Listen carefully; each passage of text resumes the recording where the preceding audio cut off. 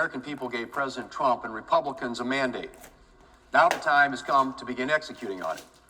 Mr. President, one of the most important issues in this last election was the illegal immigration crisis.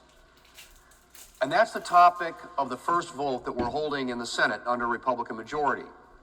For the last 4 years, the Biden administration's open border policies have wreaked havoc in both border communities and those far from the border. One of those communities is Athens, Georgia, where 22-year-old nursing student Laken Riley was murdered by an illegal immigrant while out for a morning jog last year. Laken's murderer not only entered the country illegally, he was arrested twice in the United States and never deported. Mr. President, this week the Senate is going to vote on Senator Britt's bipartisan Laken Riley Act, which would ensure that illegal immigrants are deported when they are arrested, as Laken's killer was, for crimes like theft and burglary. And while this bill sounds like a common sense measure, and it is, Senate Democrats uniformly opposed it last year despite the bill receiving bipartisan support in the House of Representatives. We'll see what they do when the new Senate majority brings it up for a vote. Mr. President, we're also going to be taking a vote to support our ally Israel, something my friends across the aisle seem to struggle with from time to time. After the International Criminal Court issued arrest warrants for Israel's Prime Minister and Foreign Defense Minister in November, I called on the Democrat leader to bring up an ICC sanctions bill that had already passed the House, again, with bipartisan support. The ICC's rogue actions only enable the terrorists who seek to wipe Israel off the map, and they cannot be allowed to stand unchecked. In November, I promised that if Leader Schumer wouldn't bring the ICC sanctions bill to the floor, Republicans would. And we'll soon fulfill that promise and have a vote to support our ally Israel. Mr. President, senators can also expect to vote on another common sense measure this month, as thousands of pro-life Americans come to Washington for the 52nd annual March for Life.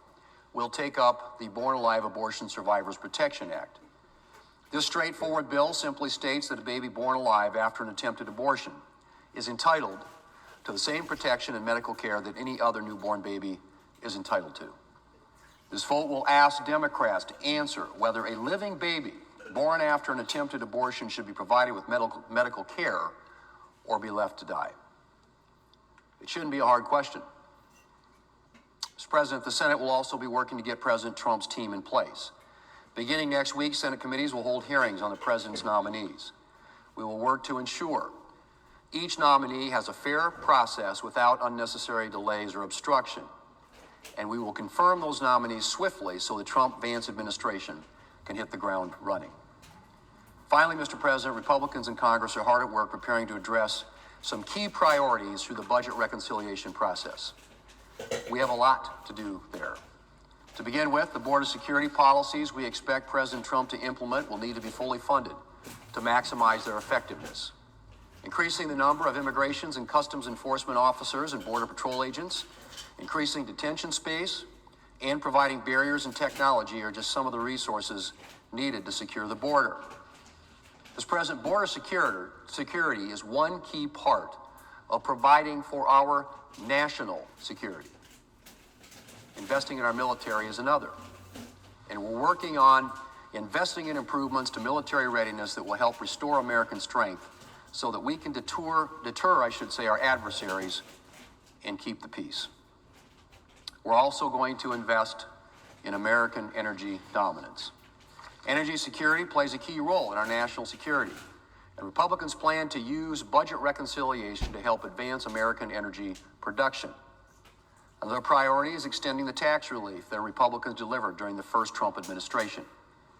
These pro-growth policies put more money in Americans' pockets and help deliver a strong economy before the pandemic, and we need to extend them to protect our economy and the American people from a $4 trillion tax hike next year. Mr. President, this is just the start.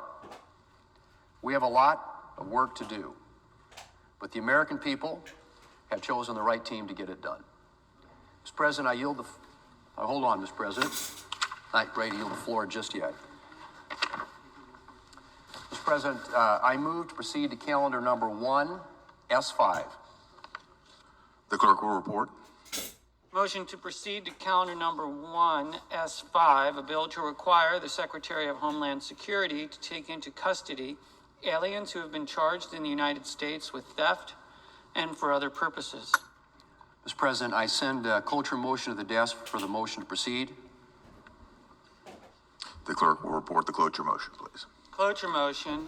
We, the undersigned senators, in accordance with the provisions of Rule 22 of the Standing Rules of the Senate, do hereby move to bring to a close the debate on the motion to proceed to calendar number 1, S5, a bill to require the Secretary of Homeland Security to take into custody aliens who have been charged in the United States with theft and for other purposes, signed by 17 senators as follows. Mr. President, I ask consent that the reading of the names be waived.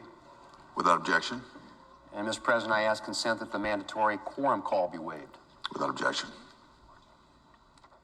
Mr. President, I understand there's a bill at the desk that is due for a second reading.